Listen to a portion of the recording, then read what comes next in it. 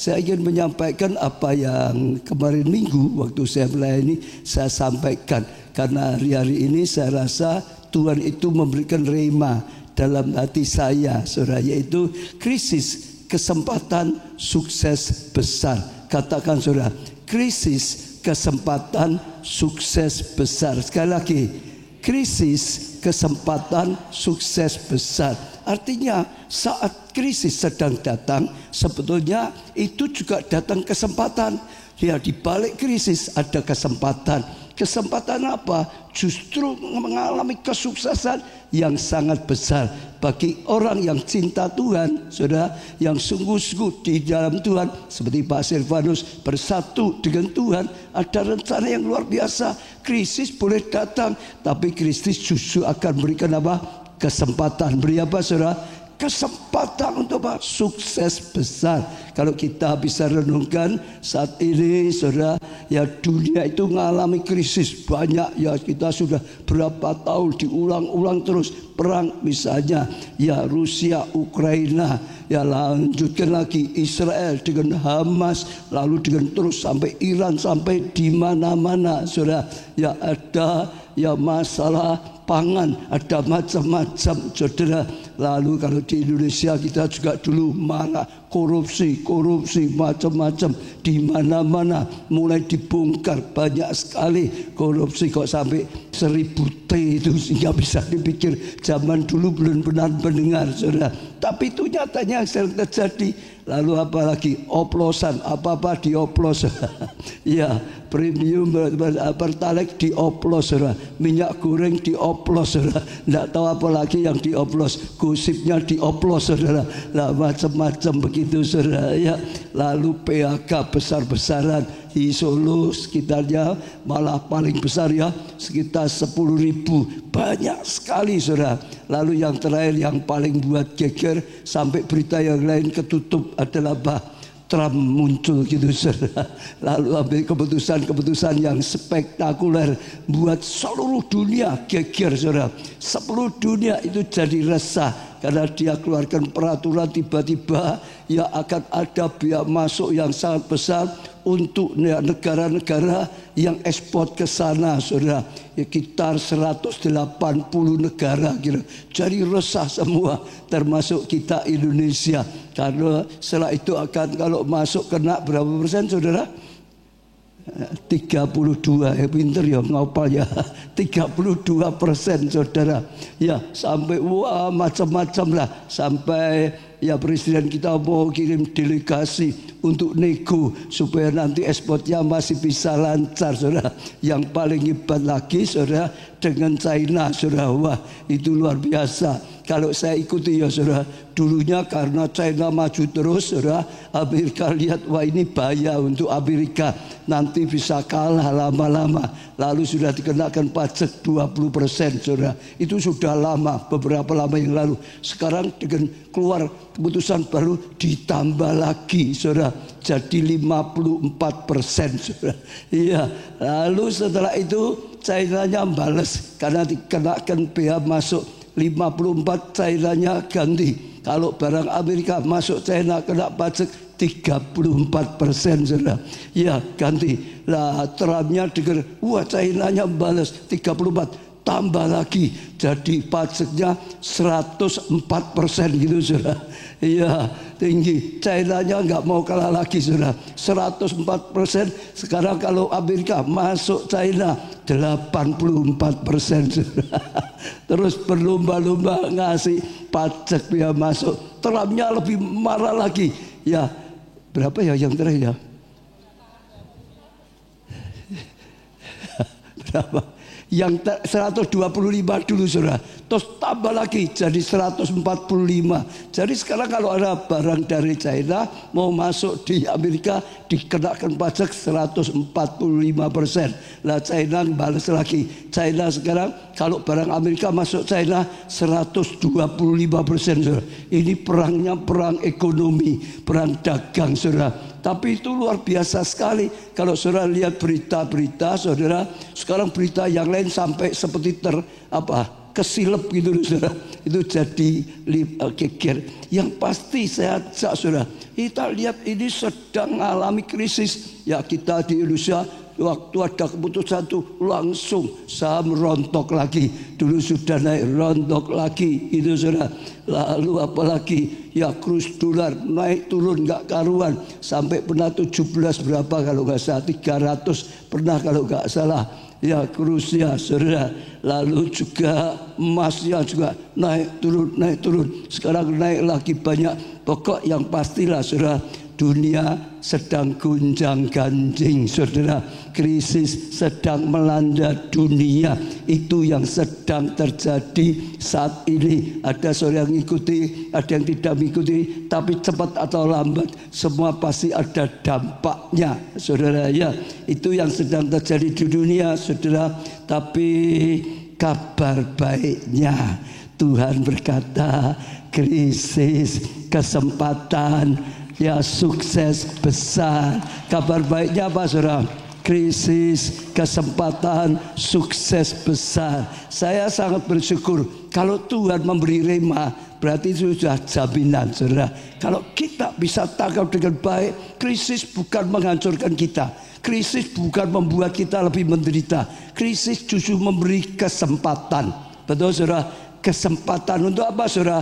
Sukses besar. Jadi dengar kalau orang bicara, wah krisis macam-macam, puji Tuhan, kesempatan sukses besar. Sekali lagi, kalau orang ribut, saudara tidak bicara, ngomong puji Tuhan, krisis, kesempatan apa? Sukses besar. Beri tepuk tangan yang meriah untuk Tuhan kita Yesus ya. Saudara, bagaimana kita bisa sungguh-sungguh mengalami krisis itu? Ada kesempatan sukses besar saudara. Ingat dulu ya, kesempatan, krisis, kesempatan ya. Kesempatan berarti tidak pasti langsung terjadi. Ada kesempatan, tinggal kita bisa lihat kesempatannya atau tidak. Tinggal kita bisa meraih kesempatannya atau tidak. Jadi kita harus ada action, harus ada usaha supaya kita bisa lihat kesempatan yang ada, peluang-peluang yang ada, saudara, celah-celah yang ada, supaya kita bisa melihat, supaya kita bisa tangkap kesempatan itu yang akan membuat kita mengalami sukses besar, saudara. Maka saya rasa tergerak kita belajar beberapa bagaimana kita bisa sungguh-sungguh mengalami rema yang Tuhan berikan pada gereja kita. Krisis, kesempatan, sukses besar. Saudara yang mengucapkan 1, 2, 3. Ya saudara, supaya kita sungguh-sungguh bisa mengalami saudara. Sejak yang pertama ya saudara, menyadari krisis adalah kesempatan sukses besar. Menyadari dulu saudara, ini krisis datang, ini krisis bareng. Orang karena mayoritas orang itu akan gentar, mayoritas orang itu akan bingung, mayoritas orang itu malah wah berpikirnya sangat negatif sekali saudara. Karena kalau kita tidak menyadari krisis ini justru mendatangkan kesempatan, kita sendiri juga nggak mungkin bisa meraihnya. Supaya bisa meraihnya, kita harus menyadari. Katakan menyadari. 1, 2, 3. Menyadari, sekali lagi. Menyadari, sekali lagi. Menyadari apa? Krisis itu saudara mendatangkan kesempatan untuk kita bisa sukses besar. Dan memang itu seperti itu.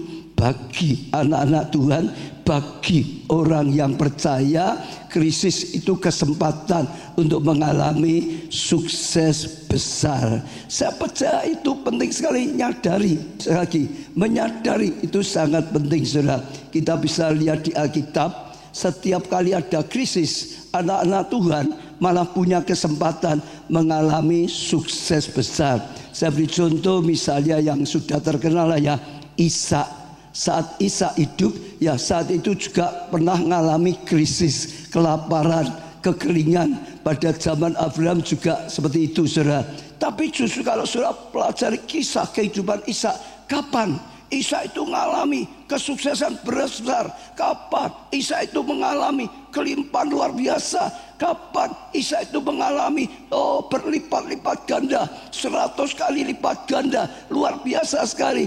Ishak mengalami justru saat ada kelaparan besar. Ishak mengalami justru sedang ada krisis dalam zamannya, dalam kehidupannya. Saudara, saat itu ada krisis. Dia mau pergi, Tuhan berkata, sudah tabur saja di sini. Lalu dia menabur, saudara. Dan waktu dia menabur, saudara? Maka ya anehnya hasilnya 100 kali lipat ganda. Itu saat krisis loh, saudara. Itu masih saat kekeringan loh, saudara. Ada kuasa Tuhan, ada mujizat Tuhan yang mengadakan pembalikan. Sekalipun yang lain sedang kekeringan, tapi waktu dia tabur, saudara, dia ngalami ya panennya luar biasa. 100 kali lipat ganda. Tepuk tangan yang meriah untuk Tuhan. 100 kali itu maksimal, saudara. Ya, itu luar biasa. Di semua lah, saudara. Zamannya siapa lagi? Yusuf misalnya, sama. Yusuf dulu anaknya, ya, dia luar biasa, disukai orang tuanya, jadikan anak emas, kasih jubah luar biasa. Hidupnya sempat mengalami krisis. Paling kasih karena diiri, ya pernah memasukkan sumur kering, lalu sempat dijual jadi budak, mengalami banyak krisis, saudara. Akhirnya masuk di penjara juga, saudara, betul nggak? Dia mengalami banyak krisis, dilupakan oleh juru minum. Tapi sekali lagi di tangan Tuhan, krisis itu adalah langkah untuk menuju kepada kemuliaan, langkah untuk mengalami kasih karunia. Dia krisis terus mengalami seperti itu. Itu saya kata kendaraan membawa pada tujuan Tuhan. Kendaraan mencapai, kalau Tuhan sudah rencana jadi penguasa di Mesir, maka dia harus dikirim ke Mesir. Sekalipun kendaraannya namanya jadi budak, betul nggak, saudara? Sudah sampai Mesir, kalau mau jadi penguasa Mesir tidak cukup hanya Mesir, harus masuk istana, saudara. Sekalipun kendaraannya namanya apa? Fitnah, saudara. Dia masuk penjara, saudara. Lalu di penjara masih ngalami lagi janjinya juru minum, ya dilupakan. Dia ngalami dilupakan janjinya, saudara. Itu kendaraan, tapi membuat dia akhirnya mengalami masuk istana. Kalau satu dilepaskan, dia hanya lepas, ya saudara. Tapi nggak pernah ketemu Fir'aun, betul nggak, saudara? Dilupakan, ada waktunya Tuhan. Jadi saudara, selalu dan selalu bagi anak-anak Tuhan, bagi orang yang percaya, bagi orang yang mengasihi, dikasihi Tuhan, krisis adalah kesempatan besar untuk mengalami pelipatan, mengalami keberhasilan, mengalami hal yang luar biasa. Semua dan semua. Tambah satulah Esther. Satu kali ya dia mengalami dalam hidupnya, dia jadi gadis tawanan buangan, saudara. Apalagi setelah itu pernah mengalami satu kali, saudara, Haman tersinggung, sakit hati dengan Mordekai, sehingga dia benci sekali, malu. Maka dia mulai ngadain satu tipu muslihat. Ya rajanya dihasut sampai keluar keputusan bahwa orang Yahudi tanggal 13 bulan Adar akan dibantai, akan dihabisi. Di mana-mana satu bangsa mau dihabisi loh, saudara. Itu krisisnya krisis, saudara. Akan dibantai, semua diberi hak oleh raja karena sudah ada keputusan. Tapi sekali lagi, krisis itu dibalik oleh Tuhan. Yang mau gantung malah digantung, saudara. Yang mau bantai malah dibantai, saudara. Justru tanggal 13, katanya orang tanggal sial, dibalik oleh Tuhan. Tanggal itu, tanggal 13, tanggal kemenangan, tanggal 13, tanggal anugerah, tanggal 13, tanggal mujur, itu saudara. Sekali lagi, saudara bisa melihat supaya saudara mantap dan terus maju dan maju dan maju. Saya ingat satu orang dalam perjanjian baru, namanya Petrus. Petrus pernah melakukan mujizat besar, ngalami mujizat besar. Mujizatnya apa, saudara? Apa? Berjalan di atas apa? Ya, dikatakan air boleh, tapi sebenarnya itu badai. Badainya belum selesai, kau saudara. Berjalan di atas badai. Dia sedang mengalami badai. Karena apa? Setelah Yesus melakukan mujizat, 5 roti 2 ikan, saudara. Lalu muridnya disuruh naik perahu. Yesus naik di atas bukit, saudara, mendoakan mereka. Betul ya? Di tengah kena badai saudara. Mereka ketakutan, padahal lagi itu malam buta saudara. Ya, hampir tenggelam perahunya. Yesus turun saudara, berjalan di atas badai. Murid-murid lihat, itu hantu gitu saudara. Yesus berkata, bukan, aku ini gurumu saudara, bukan hantu gitu saudara. Lalu Petrus berkata apa? Siapa ingat? Tuhan, kalau itu engkau, suruhlah aku berjalan di atas air atau di atas badai. Betul? Tuhan berkata jalan, maka dia melangkah dengan iman. Hanya dia berjalan di atas badai, ngalami mujizat besar. Kapan dia bisa ngalami mujizat besar? Saat krisis, saat ada badai yang besar, justru dia ngalami sesuatu yang luar biasa. Amin saudara. Murid-murid juga sama, puncaknya ya badai bagi murid-murid adalah saat Yesus menyerahkan dirinya. Gurunya yang diharapkan malah menyerahkan dirinya. Mereka lihat sedih, ditangkap. Mereka lihat sedih, oh dibantai, diadili, dijadikan orang yang bersalah, mau dihukum mati, disalib. Yesus disiksa di atas kayu. Itu adalah krisis yang terbesar selama mereka mengikuti Yesus saudara. Tapi justru saat itulah mereka dipenuhi dengan Roh Kudus pada saat Pentakosta. Susu saat itulah mereka diangkat menjadi rasul. Saat Roh Kudus dicurahkan luar biasa, saatnya mereka menjadi pengukir sejarah yang luar biasa. Saat apa? Krisis. Bukan saat bukan saat tenang-tenang biasa saja. Kita lihat sekarang ya untuk Indonesia. Saya sudah mengalami berapa kali krisis. Yang pertama krisis tahun 65, masih ingat? Ya, itu ada peristiwa apa yang buat bangsa kita mengalami krisis? Apa? Banjir itu kecil. Gestapo PKI, masih ingat ya? Kalau yang sudah sepuh masih ingat, itu waktu aja saya masih kecil kok saudara. Wah, itu terjadi pembantaian di mana-mana saudara. Wah, kalau orang dicurigai PKI itu sudah takut sekali, bisa ditangkap, bisa dibunuh, macam-macam saudara. Oh, sangat-sangat gawat sekali. Saya masih ingat kok waktu saya masih kecil, di depan itu wah pasukan macam-macam, pakai tank, pakai macam-macam saudara. Saya sampai diajak oleh keluarga lari saudara, lewat pintu belakang. Jadi ini rumah saya, depan pintu belakang itu tembus sama jalan yang lain gitu saudara, macam-macam saudara. Tapi sekali lagi saat itu saudara ada kesusahan besar. Gereja-gereja Tuhan tiba-tiba panen jiwa-jiwa. Saudara tahu enggak kenapa? Kenapa? Saat itu orang takut kalau ya enggak punya agama dianggap komunis, takut ini PKI ditangkap, dibantai. Betul enggak saudara? Jadi supaya enggak dianggap PKI, orang-orang semua ya nganggap aku punya agama. Tapi banyak yang masuk di Kristen, karena Kristen itu mudah, gampang.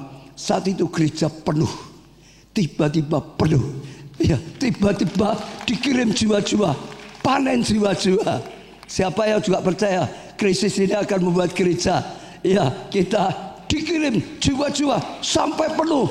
Ya, sampai meludak gitu saudara, sampai nggak cukup saudara, maka harus bangun lagi, dikasih gitu saudara. Loh, itu betul kok saudara, selalu dan selalu.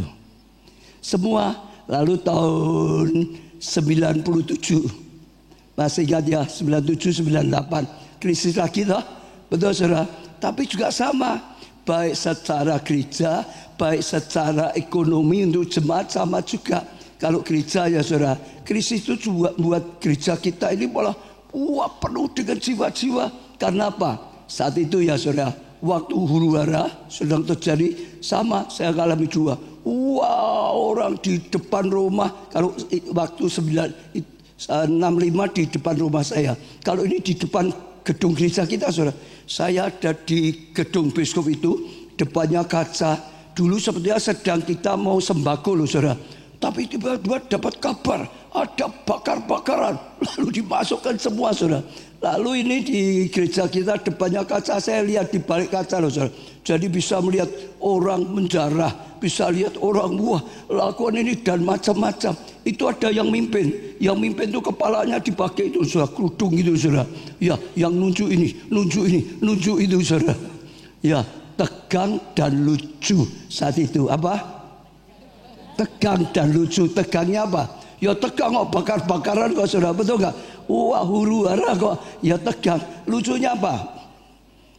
Depan kita dulu itu ada orang jualan roti. Nah, apa ya? Pokok roti gitu, saudara. Jadi salah satu pecah gitu, saudara. Lalu di bawah tampah besar gitu, bawa gitu, bawa masuk kampung gitu, saudara. Kenapa, saudara? Lihat itu tertawa. Lah itu bukan roti, itu hanya pajangan itu loh, saudara. Itu hanya apa itu? Apa ya mungkin? Tidak bisa dimakan tuh, gabus. Bawanya bingung, bawa sampai di rumah mau dibagi sak kampung ya tidak bisa. Loh betul, saya kan depannya kan kita tahu toh, di instalasi itu aja tuh. Yang lebih lucu lagi, saudara, ada yang bawa sepatu tuh karung-karungan, saudara. Wah, dijarah semua, sepatu dijarah, bawa, wah, satu karung itu, saudara. Senang sekali kita tertawa. Kenapa? Itu hanya satu sisi, itu hanya kanan toh, orang isi, tidak ada kirinya. Yang dipasangkan gitu toh, saudara, lihat di toko itu kan gitu toh, saudara. Sebab nggak bisa diambil. Wah, banyak sekali, mau bagi ya tidak bisa. Itu sungguh-sungguh, saudara, karena di depan gereja kita dulu seperti itu. Nah, ada banyak, apalagi Pak Cuk tepat saat itu mendarat di Jakarta. Dia sekolah, saya sekolah di Amerika. Pas mendarat, pas huru-hara Jakarta dan Solo. Mau pulang ke Solo nggak bisa. Kenapa? Pilotnya saja nggak ada. Di Jakarta kan juga sama, huru-hara. Nggak ada, orang nggak bisa ke airport, saudara. Sudah sulit sekali. Terpaksa tidur di airport, saudara. Lalu besok lusanya baru bisa dapat. Telepon saya, Pak, ini ada tiket tapi mahal. Gimana? Saya bilang ya mahal, ya beli saja lah, pokok bisa balik. Nah, balik itu masih tegang, saudara. Tahu enggak caranya gimana? Sampai di airport Solo, cara gimana? Saya, ya ada jemaat yang antar saya, dipakai sepeda motor, pakai helm cakil. Jadi dalamnya siapa kan tidak kelihatan, tahu, saudara. Betul nggak, saudara? Yang pakai sepeda motor 2 gitu, saudara. 2, 1. Ya, dan saya duduk satunya nanti untuk kosong, untuk Pak Jo. Jadi dijemput langsung kasih helm cakil lagi, saudara. Bonceng lagi. Wah, cari jalan yang aman gitu. Tegang. Tapi sekali lagi, akhirnya panen raya. Saat itu, saudara, kalau saudara yang mengalami ya, semua orang tegang, nggak ada yang buka tempat kerja. Lihat TV hanya huru-hara, huru-hara, huru-hara di mana-mana. Lalu Tuhan berkata dalam hati saya, ya Tuhan katakan apa? Ini kasihan loh, jemaat sedang ketakutan semua loh. Berikan mereka firman yang menguatkan.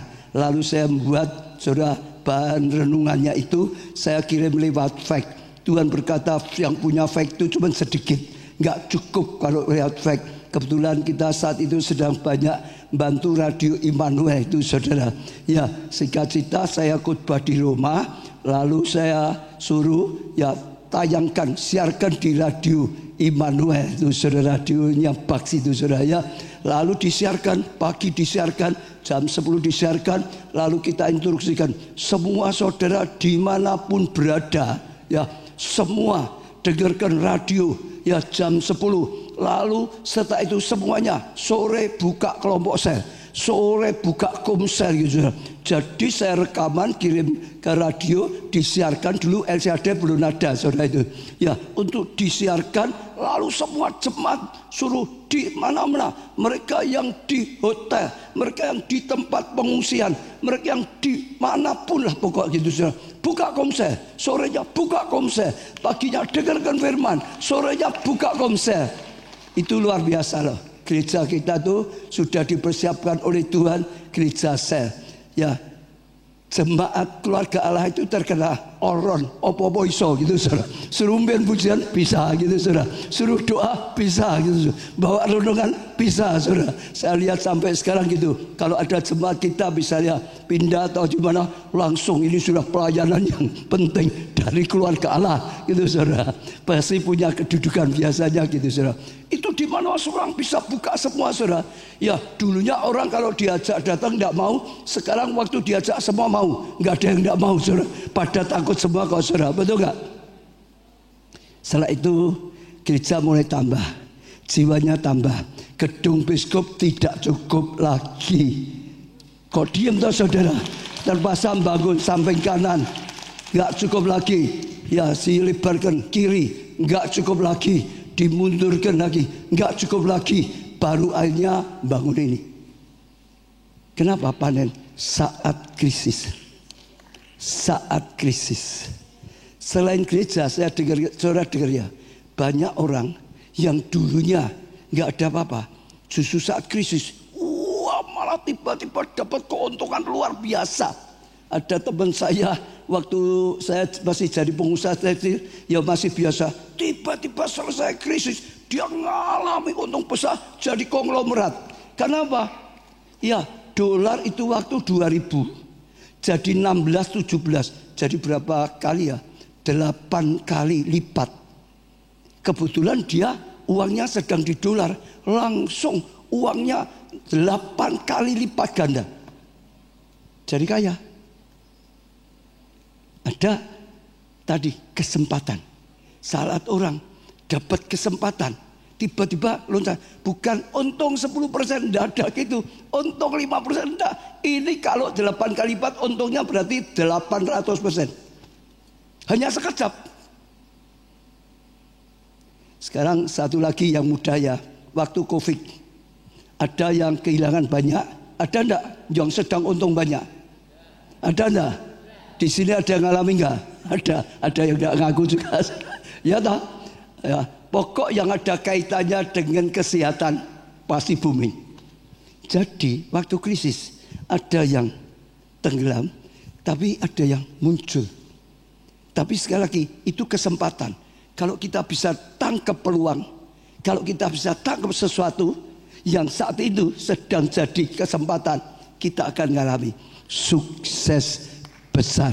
Saya doakan setiap jemaat keluarga Allah, setiap saudara dan saya, anak-anak Tuhan mengalami krisis ini, kesempatan luar biasa, jadi sukses luar biasa. Saudara ngerti dulu, krisis ini kesempatan. Kalau saudara nggak ngerti ya krisis ya krisis, tidak ada apa-apanya. Tapi kalau saudara ngerti, saudara punya kesempatan besar. Tidak akan sama lagi. Saudara akan mengalami breakthrough. Saya doakan saudara semua mengalami breakthrough luar biasa. Ya, justru karena krisis ini tiba-tiba saudara dipromosikan Tuhan, tiba-tiba saudara diberkati berlipat-lipat, tiba-tiba dibesarkan jadi berkat. Amin. Dulu ditolak-tolak, jadi dibutuhkan orang. Karena krisis merubah seperti itu. Menyadari, katakan sekali lagi apa saudara? Menyadari apa? Menyadari apa? Kesempatan, ada kesempatan. Itu dulu, kalau tidak disadari kan nggak ngerti, betul nggak? Ya lewat saja, harus tahu, nyadari. Saat ini kesempatan. Tuhan sedang memberi kesempatan. Krisis ini memberikan kesempatan. Amin saudara. Ya, banyak orang-orang sukses baru, kaya, orang kaya baru saat krisis. Selalu ada. Yang kedua, miliki visi yang dari Tuhan. Saya ulangi, yang kedua apa saudara? Miliki visi dari Tuhan. Orang kalau sudah punya kesempatan tapi tetap gak punya impian, gak punya visi, gak punya cita-cita, yang gak ada perjuangan, yang gak ada apa-apa. Ngerti gak? Krisis ini kesempatan luar biasa, tapi gak punya visi, gak punya kerinduan, yang gak ada doa, gak ada perjuangan, saudara, ya diem saja. Karena memang gak punya cita-cita, karena gak punya kerinduan, karena gak punya impian, ya biasa saja, hanya jadi penonton saja. harus punya visi, impian yang dari Tuhan. Harus punya visi, impian yang dari Tuhan. Saudara ngerti, untuk kita, anak-anak Tuhan, gereja Tuhan, itu dipersiapkan jadi berkat, jadi terang. Yesaya 60, saudara dengar ya, dunia gelap, makin gelap, bangsa-bangsa kelam hatinya, resah, makin resah. Betul tak? Tapi umat Allah, anak Tuhan, diterangi. Diterangi. Untuk apa diterangi? Supaya mata kita bisa melihat celahnya, supaya masa kita bisa melihat peluang yang ada. Dunia gelap gak bisa lihat, bingung. Gimana caranya gak tahu semua, karena dalam keadaan gelap, hatinya kelam, sudah gak bisa tahu apa-apa. Tapi saudara semua dan saya diterangi supaya kita bisa lihat peluang yang ada, kesempatan yang ada, kita ambil sehingga Pak, kemuliaan Tuhan nyata, kuasa Tuhan nyata, kasih karunia Tuhan nyata, orang lihat karya Tuhan nyata, orang berbondong datang karena orang butuh pertolongan Tuhan. Betul, itu sungguh-sungguh harus bisa tahu Allah punya tujuan. Dunia akan ditolong melalui siapa? Melalui anaknya. Melalui siapa? Melalui saudara dan saya. Itu sudah jadi visinya Tuhan. Tuhan ingin pakai saudara dan saya untuk jadi terang, untuk jadi berkat, untuk jadi jawaban, sehingga nama Tuhan dipermuliakan. Orang tahu Tuhan itu ya segalanya. Banyak orang datang pada Tuhan, lihat kemuliaan Tuhan yang terbit atas saudara dan saya, yang terbit atas gerejanya. Betul, itu betul. Maka kalau saudara orang berbondong-bondong sampai raja-raja itu datang, raja itu butuh hikmat Tuhan, butuh firman, butuh petunjuk dari Tuhan. Amsal 29 ayat 18, bila tidak ada wahyu atau visi ilahi, menjadi liarlah rakyat. Liar, gak ada tujuan, gak ada arah. Saudara, jadi saja saudara tangkap, ini menjadi impian saudara, ini yang diimpikan Tuhan, ini yang direncanakan Tuhan. Saudara dan saya diterangi, diberkati, supaya bangkit, jadi terang, jadi berkat, jadi jawaban. Itu panggilan ilahi. Jadikan itu visi. Amin saudara.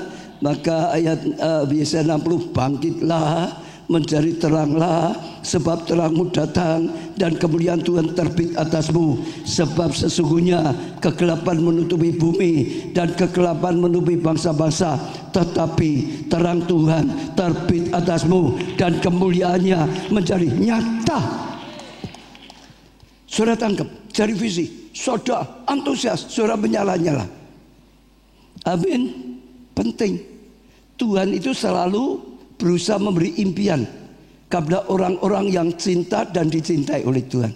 Abraham ya diberi impian, kau akan menjadi bangsa yang besar, oleh keturunanmu bangsa diberkati. Betul?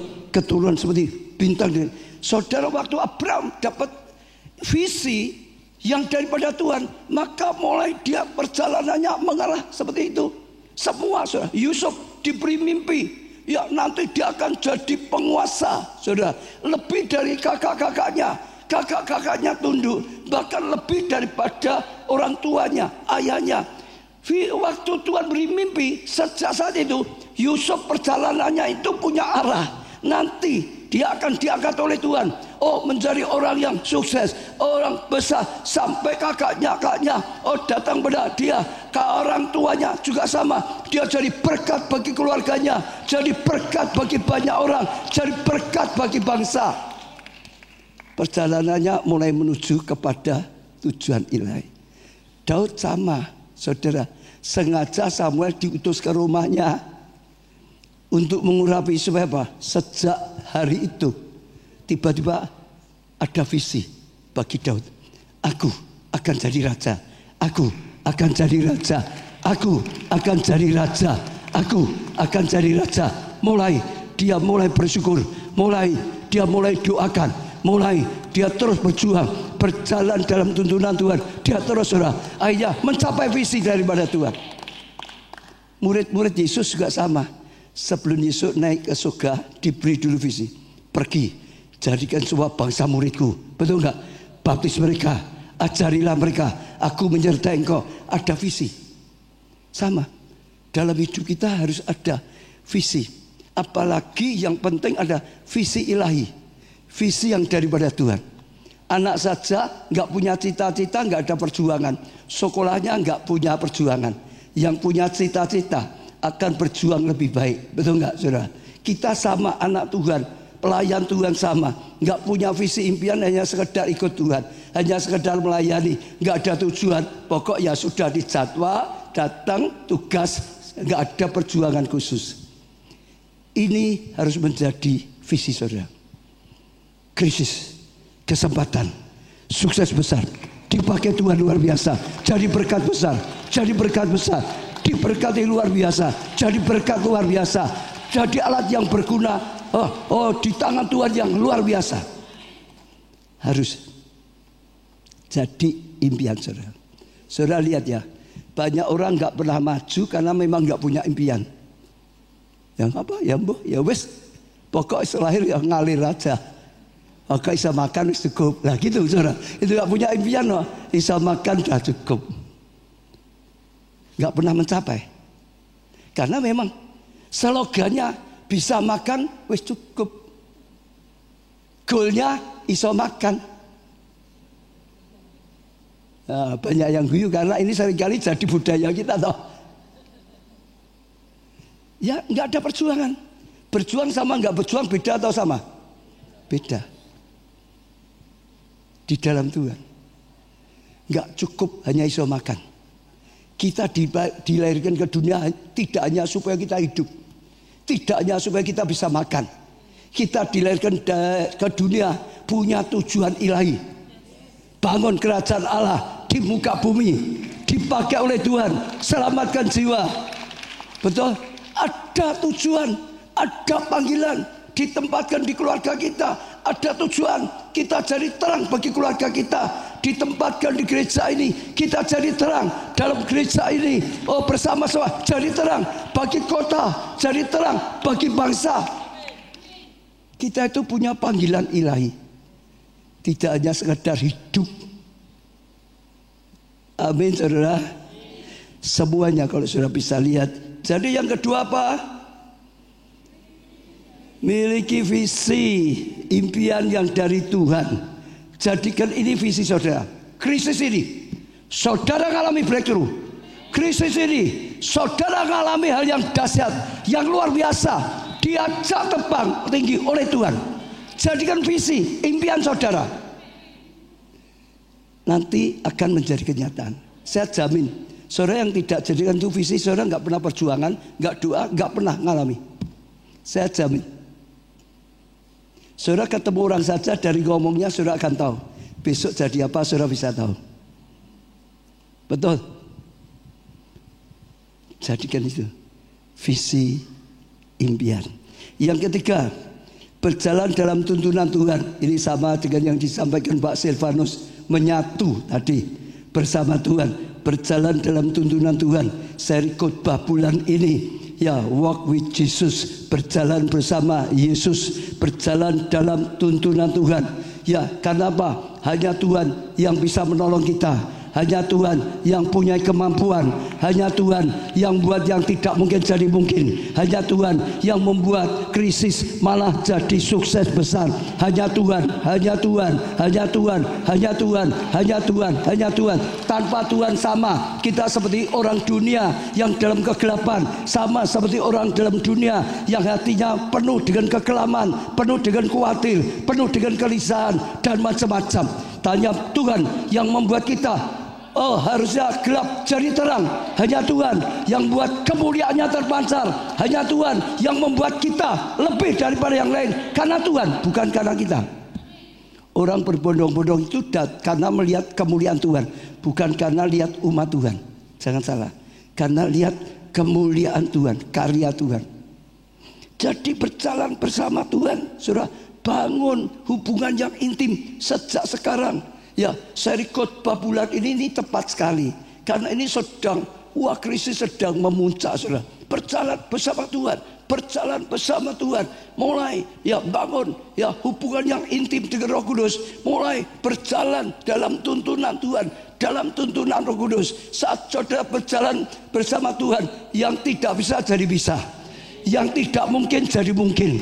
Sekalipun aku berjalan dalam lembah kekelaman, aku tidak gentar, aku tidak takut, karena gadanya, tongkatnya itu menyertai aku, itu menghiburkan aku. Hanya kalau bersama Tuhan. Terus saudara hidup belajar. Kristen itu bukan sekedar agama, tapi lebih daripada sekedar agama. Ada Tuhan yang nyata, ada Tuhan yang nyata, yang bisa melampaui keadaan, yang bisa merubah yang tidak baik jadi baik, yang bisa melakukan hal yang luar biasa. Semua dalam keadaan apapun. Saya mau tanya, rasul siapa yang paling dipakai Tuhan luar biasa? Rasul siapa yang dipakai Tuhan lebih daripada yang lain? Paulus. Saudara pelajari, Paulus itu selalu berjalan bersama Tuhan, berjalan bersama Roh Kudus. Waktu dia jadi penginjil, dia mulai keluar menginjil, itu bukan karena pikirannya Paulus. Waktu jemaat sedang berdoa, tiba-tiba Roh Kudus berkata, utus Paulus dan Barnabas untuk beritakan Injil. Diutus dari gereja itu. Jadi semua karena Roh Allah yang berkarya, Roh Allah yang terus yang punya rencana, Roh Allah yang menuntunnya.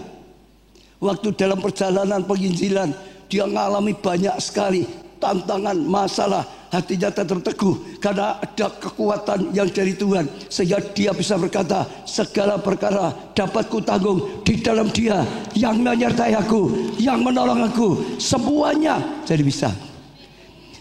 Waktu dia mulai beritakan, dituntun. Kisah Rasul 6 ayat 6 sampai seterusnya. Mereka melintasi tanah Frigia dan tanah Galilea karena Roh Kudus Roh Kudus mencegah mereka untuk beritakan Injil di Asia. Betulnya mereka rencana mau beritakan Injilnya di Asia, tapi dicegah Roh Kudus. Dia berjalan bersama Roh Kudus. Waktu dia punya tujuan yang kurang tepat, Roh Kudus mencegah. Jangan. Dan apa? Bersama Roh Kudus, saudara.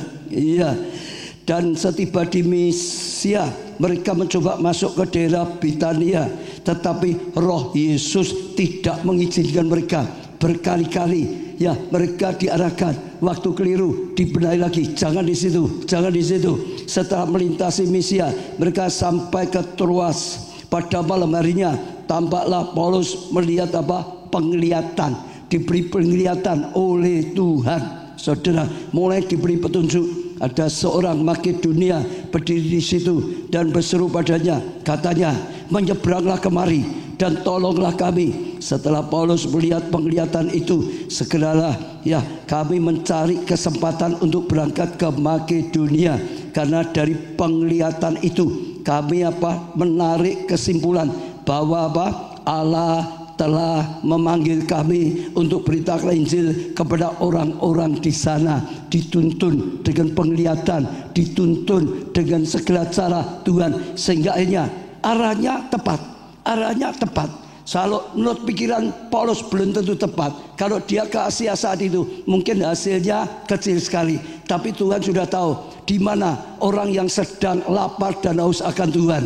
Di Troas orang sedang cari Tuhan, memanggil-manggil. Di mana yang hatinya sudah matang untuk dituai, sehingga waktu dia sampai di situ, maka tuaian besar terjadi, maka hasil yang luar biasa terjadi. Pelayanannya dituntun oleh Tuhan, berjalan dalam Tuhan. Nuh sama, saudara. Kalau saudara pelajari, Nuh hidup bergaul dengan Tuhan. Karena dia bergaul dengan Tuhan, rencananya Tuhan diberitahukan dia.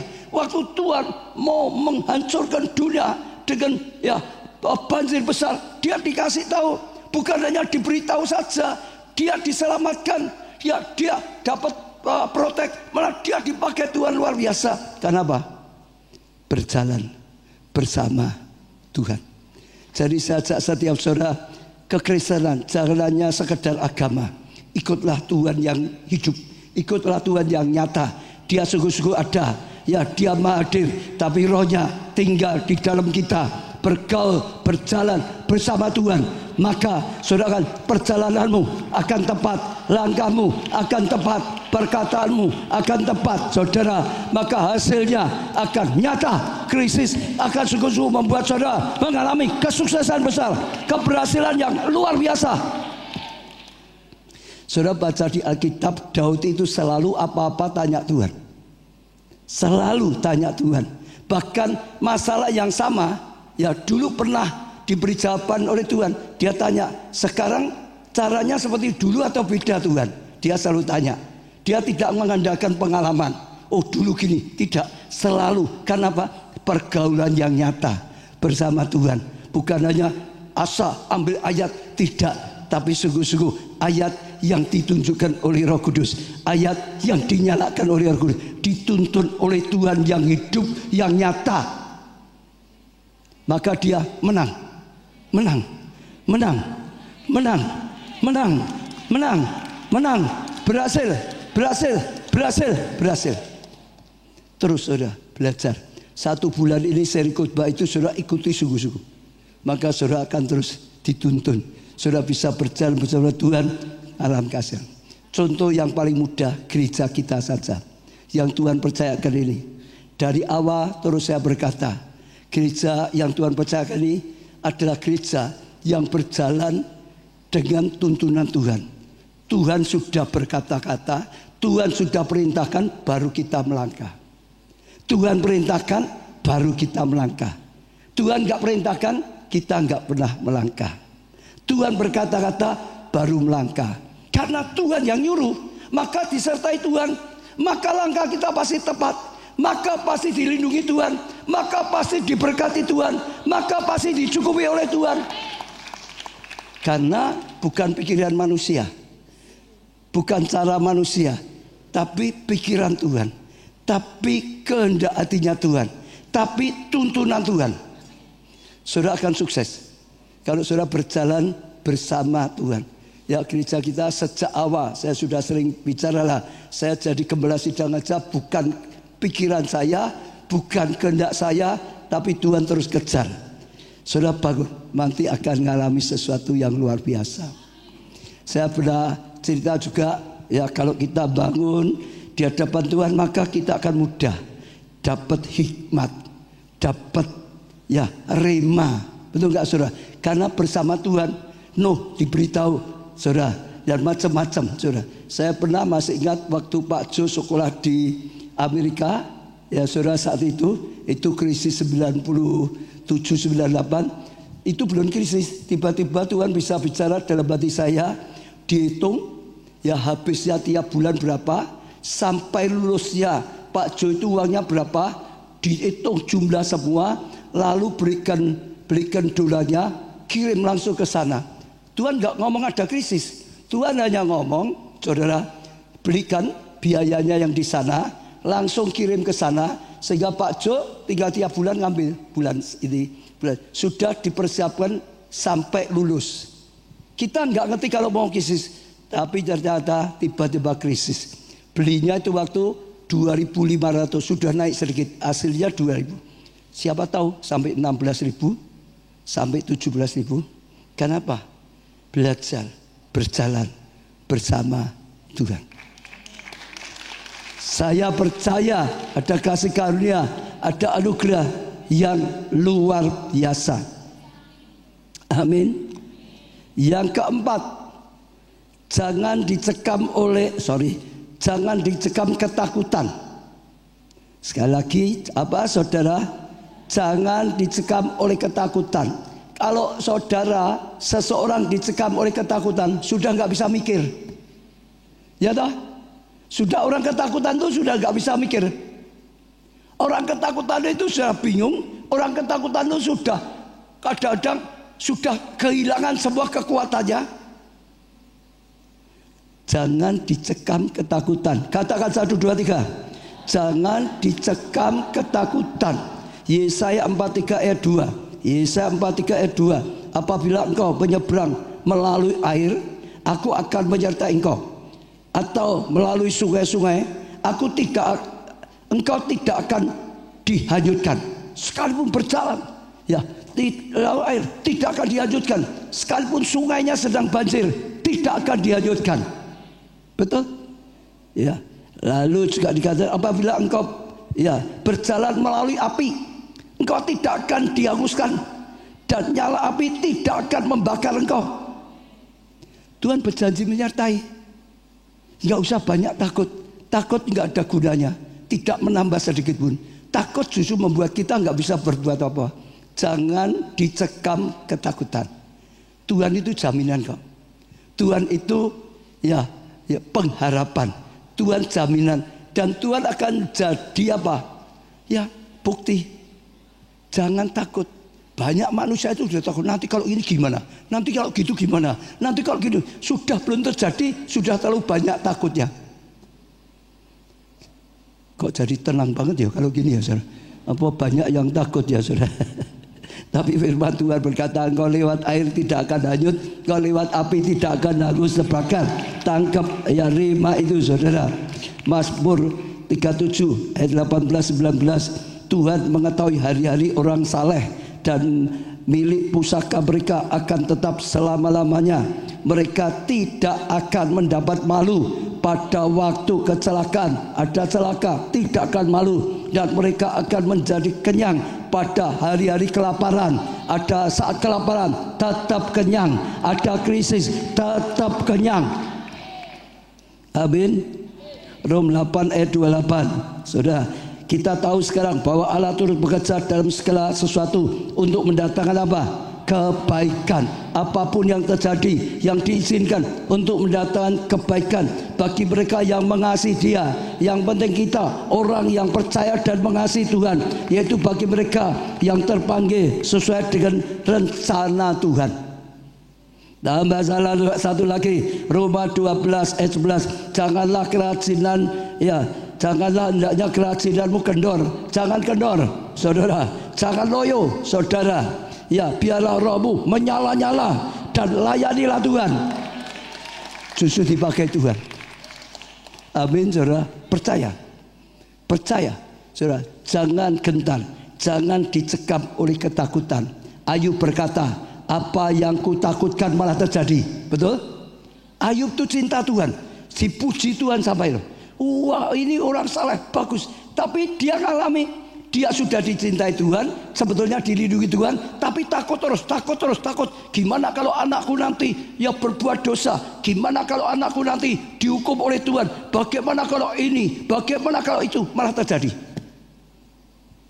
Yang ditakuti malah terjadi. Siapa di sini jadi istri, kalau pulang suaminya pulang kantongnya diperiksa semua gitu, saudara. Kerahnya diperiksa semua, saudara. Tidak ada apa-apa, bisa jadi apa-apa loh itu. Tunggu ini bapak-bapak. Loh, tapi betul, saudara. Jangan takut. Serahkan khawatirmu pada Tuhan. Bergembiralah karena Tuhan. Iya, bersukacitalah di dalam Tuhan. Saya beri contoh lagi, 12 pengintai. Betul, saudara ya? 12 pengintai. Saudara, mereka sudah dapat janji Tuhan loh. Tapi tetap janji itu melalui padang gurun. Harus ngerti loh ya. Kita janji Tuhan tidak enak semua lewat padang gurun. Bahkan saat sampai perbatasan, Musa disuruh Tuhan kirim 12 pengintai untuk melihat, mengintai di sana. Artinya amati. Ya, ini kelemahannya di mana, kelebihan di mana, amati. Setelah pulang yang 10 orang ketakutan. Kenapa? Di sana ada raksasa. Wah, raksasa yang ganas. Oh, raksasa pemakan manusia. Kalau kita nekat diinjak sudah mati, nekat lagi ditelan mati, nggak mungkin masuk. Jadi dicekam oleh ketakutan. Ada janji Tuhan, di balik krisis ada sukses besar. Yang dilihat krisisnya, yang dilihat adalah masalah hidupnya penuh dengan ketakutan. Betul? Nggak ada apa-apanya, saudara. Dan mereka akhirnya mati di padang gurun, sekalipun ada janji. Ya. Tidak apa-apa ya, nunggu ya, urung waktu deh ya. Ini 10 baru keempat nih.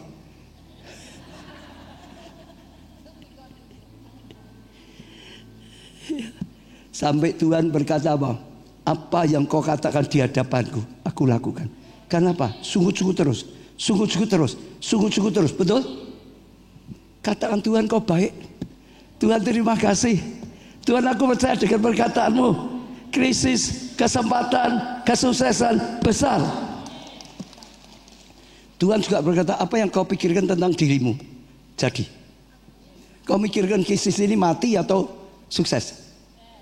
Kau mikir krisis ini buat saudara makin kekurangan atau kelimpahan? Loh, Tuhan yang ngomong loh. Apa yang kau pikirkan tentang dirimu? Waktu gak ada, apa yang kau pikirkan? Rapayu lah, memang kabeh rapayu. Angel golek duit. Loh, betul saudara. Apa yang kau pikirkan? Ya sepi tenan. Apa yang kau pikirkan tentang dirimu? Gagal.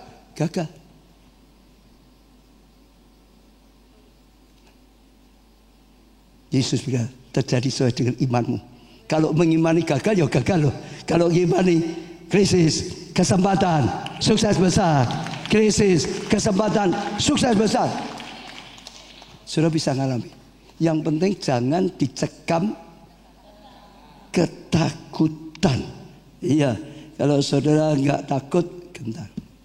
Waktu bangsa Israel, waktu bangsa Israel perang dengan Filistin. Filistin keluarkan Goliat, betul?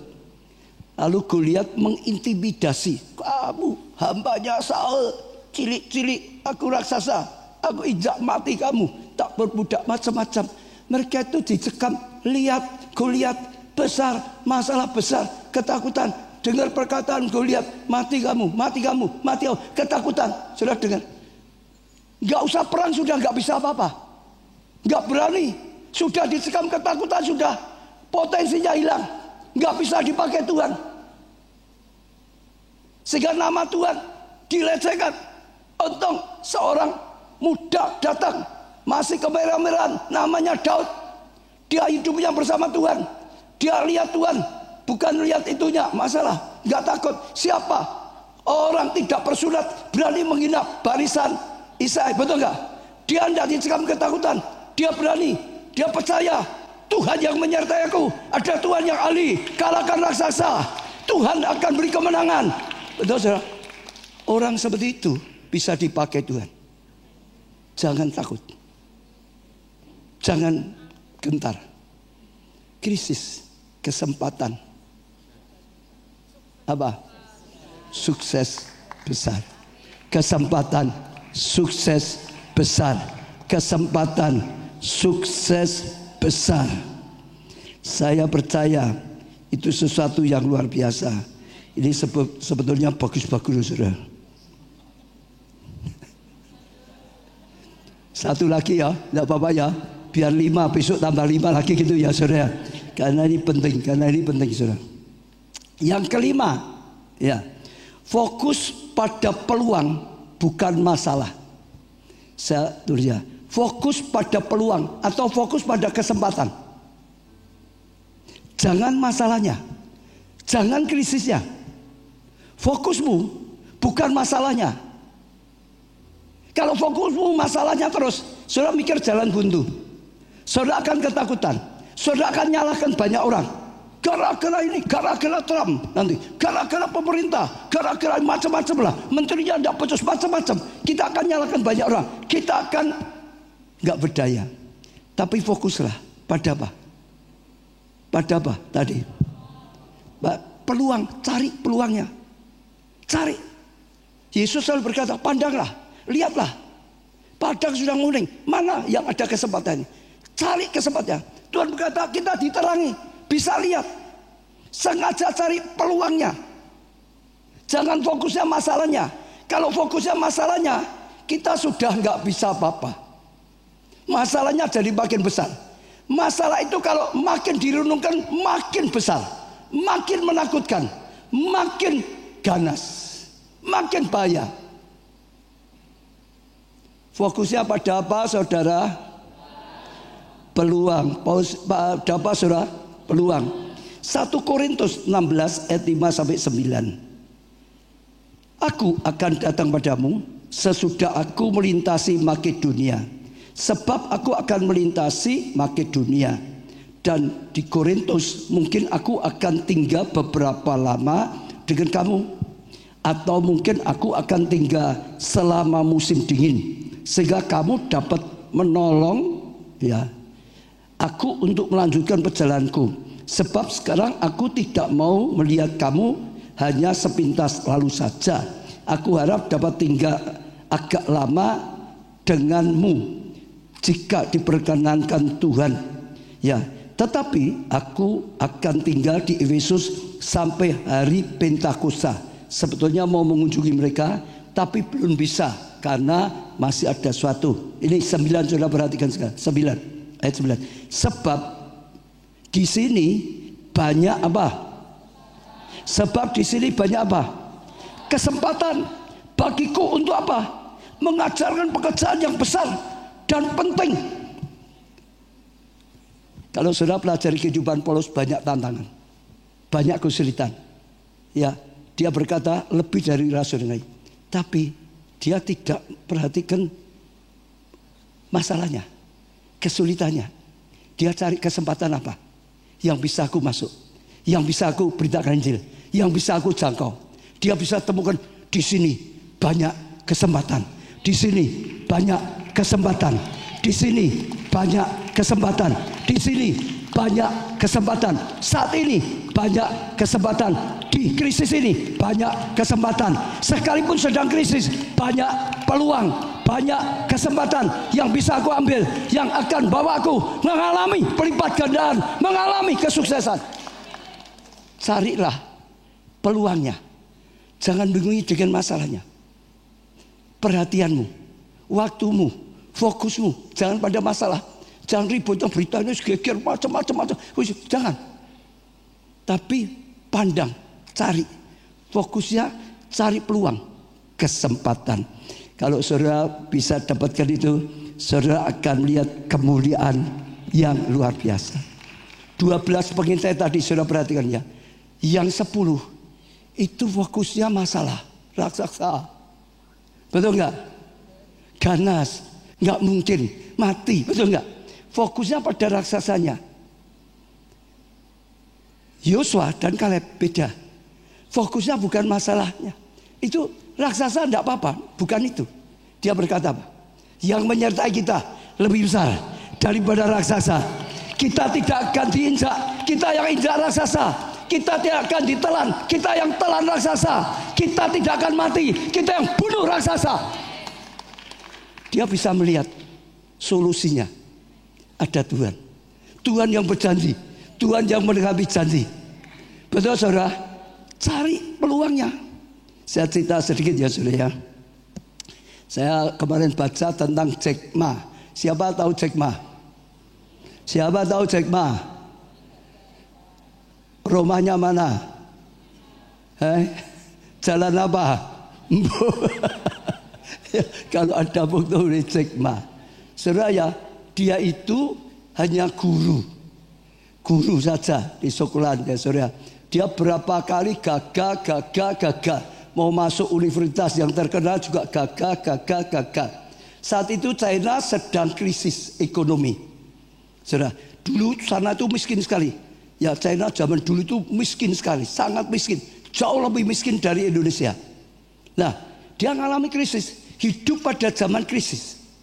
Saudara, tapi dia tidak mengeluh terus. Aku cari kerja aja tidak dapat, sampai akhirnya bisanya hanya jadi guru saja. Macam-macam dia enggak. Negaraku ini krisis, bakal kurang rendah. Dia cari solusi, dia cari jalan keluar, dia carikan peluang supaya dia bisa sukses. Apa yang dia lakukan? Yang pertama, dia mulai menemukan gini. Di dunia luas sudah banyak internet, itu luar biasa. Di China ketinggalan. Tahu nggak dia? Dia mulai banyak belajar komputer, gunakan internet. Itu satu. Di sana belum, orang banyak di sana tidak mikir itu. Kedua, dia mulai belajar bahasa Inggris. Jadi ada hotel internasional, dia standby di situ terus.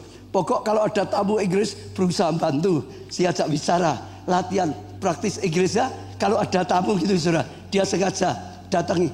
Terus dia standby, buang waktu, sediakan waktu di hotel untuk ketemu orang asing, untuk belajar ya bahasa asing supaya terus, dan akhirnya supaya punya koneksi dengan orang-orang luar negeri sesuai dengan punya koneksi makin lama makin luas. Akhirnya dia tergerak buat Alibaba. Banyak waktu China dulu masih miskin, semua murah sekali sejak dulu. Orang asing mau beli di China, bahasanya yang nggak bisa, nggak tahu gimana ngomongnya. Orang China mau jual di luar negeri, ya nggak bisa. Dia pinter, ini celahnya. Kan sana belum bisa internet, itu enggak. Dia buat Alibaba, dia kan sudah belajar bahasa Inggris, betul nggak? Kalau ada orang luar negeri mau beli barang di China, dia sudah pasang di situ.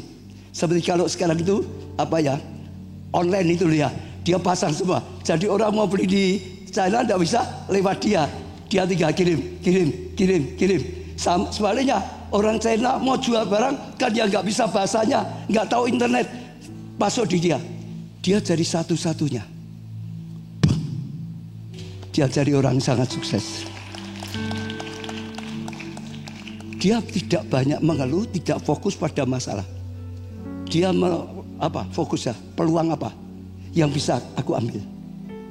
Karena orang mau komunikasi nggak bisa, mau hubungi bahasa China itu paling sulit loh saudara. Karena nggak bisa di-spell saudara, tidak mudah. Dia temukan itu, maka dia mengalami terobosan luar biasa. Ini ilustrasi sekarang saudara. Ini ilustrasi, tebak aja.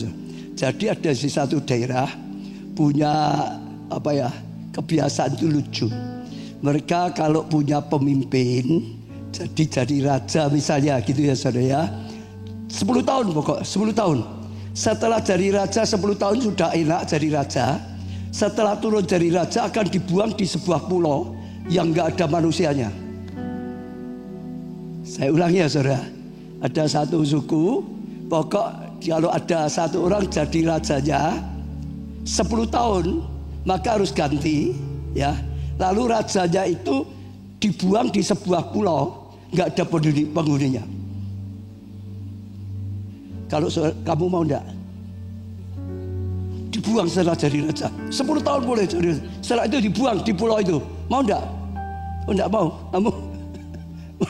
Kamu Duh, ya piye peluang kok selama ada peluang. Sana enggak urus kayak peluang enggak urus. Pokok mau enggak? Enggak bisa jawab mau kalau bersama Tuhan. Orang lain ya pokok bersama Tuhan, urusan kita pokok mau apa enggak. Banyak orang takut jadi raja, senang tapi takut. Tapi ada satu hebat, dia jadi raja tapi dia enggak takut, cari peluang hebatnya. 10 tahun toh. Jadi waktu dia jadi raja, langsung bangun pulau itu, jadikan pulau modern. Pulau itu jadikan pulau impian, pulau yang diimpikan orang lain. Selama 10 tahun jadi raja, dia bisa gunakan, bangun pulau yang luar biasa. Sehingga 10 tahun dia selesai di pulau impian. Saudara dengar ya, semua itu nggak ada yang nggak bisa. Itu hanya belum ditemukan caranya. Sejak dari dulu, ini dulu nggak mungkin orang suara di sini kok sana bisa. Sekarang bisa. Ini sekarang di New York bisa itu. Di mana bisa? Dulu nggak mungkin gimana? Itu bukan nggak mungkin, itu bukan tidak bisa. Belum ditemukan caranya. Kalau saudara bisa temukan caranya, saudara temukan peluangnya, bisa. Itu betul. Jadi sekali lagi jangan fokus pada masalah krisisnya. Fokus pada apa? Peluang, cari. Fokus, pandanglah, carilah, perhatikanlah. Ya, satu lagi ya, saya mulai lihat ini ya. Saya dengar orang yang suka main saham yang paling terkenal, namanya siapa? Warren Buffett. Warren Buffett itu beda pada umumnya orang, termasuk orang cari saham. Jadi dia itu kalau mau beli saham, ya kalau mau krisis, bagi dia itu malah senang. Ada krisis itu menyenangkan bagi dia. Kalau nggak ada krisis, dia malah nunggu-nunggu. Cepat ada krisis, supaya ada krisis, cepat ada krisis. Karena dia bisa lihat krisis itu kesempatan. Dia dengan orang umum lain, orang umum ya Pak Doi. Ini misalnya barang atau apa saja, ini sedang naik-naik, cepat beli. Ini nanti lagi, cepat beli. Sebentar lagi naik lagi, beli. Jadi belinya waktu naik, dia beda. Naik itu tidak mau beli, naik itu jual. Dia belinya saat anjlok, jeng.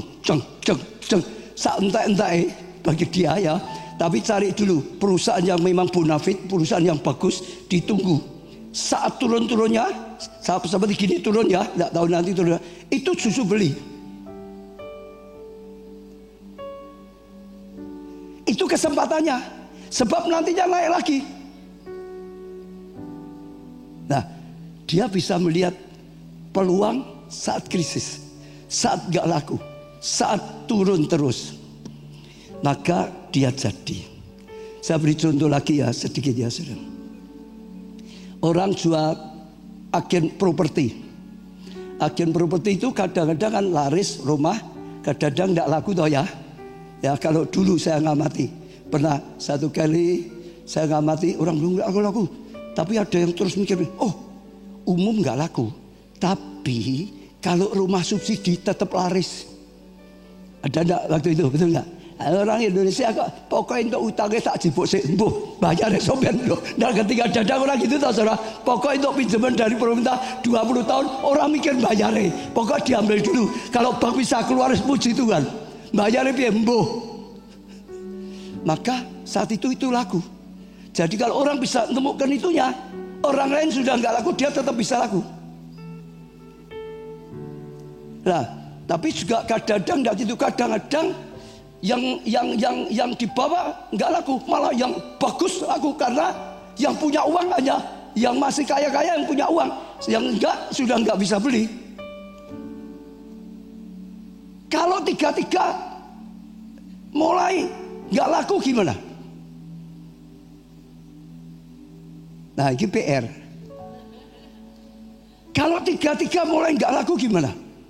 Jadi jarang orang beli rumah, baik itu yang bawah, baik yang tengah, baik yang atas. Saudara tahu nggak peluangnya apa? Karena pernah terjadi, saya dengar gini.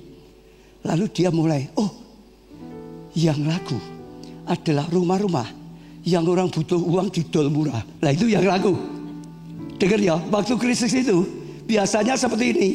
Yang laku itu adalah orang yang sedang butuh uang mau jual, sulit toh, semua nggak laku. Ya enggak, mau tidak mau jual murah.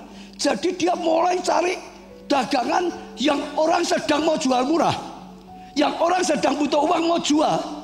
Akhirnya dia laku. Orang lain biasa saja, tapi dia sudah punya sasaran khusus yang memang sedang mau jual cepat, jual murah, sebab butuhkan uang. Itu saudara tetap jalan. Sekalipun umumnya semua sudah nggak laku. Satu lagi ya saudara, sebagai penutup mungkin ya. Satu lagi contoh. Ini kejadian sungguh. Ini kejadian sungguh. Jadi ada satu pengusaha jualan ban. Saudara tahu ban itu apa? Masuk ban. Ban itu apa? Ban mobil itu loh saudara. Ya jualan ban. Mengeluh, wah enggak laku, sepi, stoknya banyak, uangnya macet. Betul, kalau ini kejadian sungguh, belum lama malah. Nggak laku. Kenapa? Ya sekarang orang beli semua barang dari China murah sekali. Kalau dia punya yang dia bisa kerja itu ya dari luar negeri yang lain, dari Eropa atau wah harganya misalnya saya 7.000 atau 10.000, ini hanya contoh saja ya. So, dari China itu cuma 3.000, 4.000, nggak laku, jadi sepi. Aku cashnya macet, numpuk di sini nggak bisa jualan. Mikirnya masalah, nggak laku, nggak bisa jualan. Ada satu orang ngomong gini, lah gitu kayak bingung. Nek kalah mbak barangnya China, orang lain jual China, cuma 3.000, 4.000. Sudah mbok kulaan yang China saja kok dadak bingung. Loh, mulai mikir saudara. Dia bilang uangnya sudah habis, saya join. Sudah. Lalu mulai kulaannya yang dari China 3.000 4.000. Laris antri. Loh, kok diem? Saya mau tanya saudara, sebetulnya bisa laku atau tidak? Gak bisa itu karena gak meletek. Fokusnya pada masalah. Susah, gak laku. Ini kalah saingan, keliru. Carilah celahnya, carilah solusinya. Banyak solusi saudara, saya jamin banyak sekali. Maka perlu bergaul dengan Tuhan, minta hikmat. Apalagi Tuhan beri rema, saudara akan dapatkan sesuatu yang luar biasa. Dimanapun ada celahnya, dengar dulu ya. Apapun selalu ada celahnya. Gak ada yang gak bisa.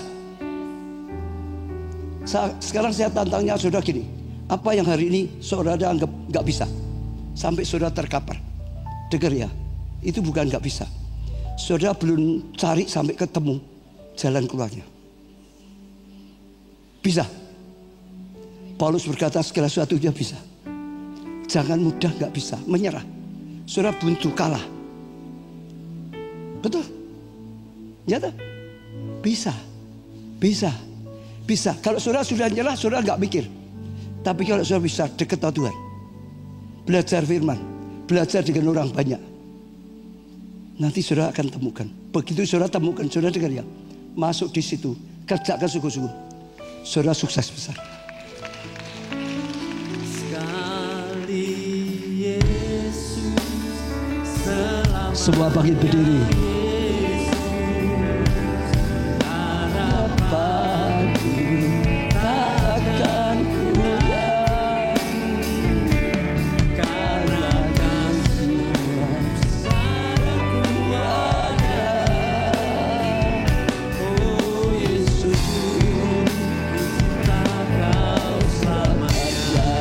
Pujikan ini saudara. Yesus selamanya, Yesus harapanku takkan hilang, karena kasih-Mu ada. Oh Yesus, sekali lagi lebih sungguh-sungguh aja Engkau Tuhan, selamanya Engkau Tuhan, selamanya Yesus harapanku takkan hilang, karena kasih-Mu selalu ada. Oh Yesusku, semua datang pada Tuhan di segenap hati saudara. Berserulah pada Tuhan, bersyukur Tuhan berikan rema dalam gereja kita. Krisis kesempatan sukses besar. Saudara jangan mandang masalahnya, mandang kesempatan-kesempatan, peluang-peluang untuk saudara bisa dapatkan terobosan-terobosan kesuksesan yang besar. Oh saudara bangun, berjalan bersama Tuhan saudara. Jangan mau dicekam dengan ketakutan. Jangan putus asa. Jangan nyalakan siapapun. Jangan nyalakan pemerintah. Jangan nyalakan keadaan. Saudara, gak ada yang gak bisa bagi Tuhan. Oh, segala sesuatunya ada. Tuhan adalah jalan yang benar, yang membawa kepada kehidupan. Dia berkata, akulah jalan. Saat saudara tidak dapat jalan, datang pada Tuhan. Dialah jalan. Dia bisa memberikan hikmat. Dia bisa memberikan rema. Dia bisa memberikan tuntunan. Dia bisa memberikan penyertaan. Dia bisa menolong saudara dan saya. Dia bisa membuat saudara temukan peluang yang ada, terobosan yang ada, sehingga saudara mengalami breakthrough dalam kehidupan saudara. Tuhan hamba-Mu doakan untuk setiap jemaat, setiap orang yang mengikuti firman-Mu ibadah ini Tuhan. Bagi mereka semua Tuhan, firman-Mu ini bagi anak-anak-Mu, bagi gereja-gereja-Mu Tuhan. Oh Tuhan, sungguh-sungguh sesuai rencana visi-Mu Tuhan.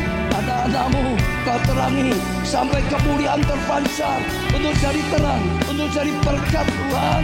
Biarlah mereka firman-Mu menjadi rema bagi setiap kami. Hamba-Mu sudah sampaikan, Roh Kudus Engkau yang terus akan menyempurnakannya, Engkau yang terus akan menuntunnya, Engkau yang terus akan menolongnya, Engkau yang terus akan membuatnya semua terjadi. Semua terjadi. Krisis, kesempatan, sukses besar bagi setiap yang ada, bagi setiap yang mengikutinya. Tidak ada yang tertinggal, Tuhan. Hamba-Mu bersyukur, kami semua bersyukur Tuhan. Engkau yang berkarya dalam nama Tuhan Yesus. Amin. Beri tepuk tangan saudara. Saya akan lanjutkan Jumat yang akan datang. Saya karena merasa di saatnya yang penting sekali sudah belajar. Kalau sudah bisa temukan, sudah akan mengalami terobosan besar. Ya, Tuhan berkati.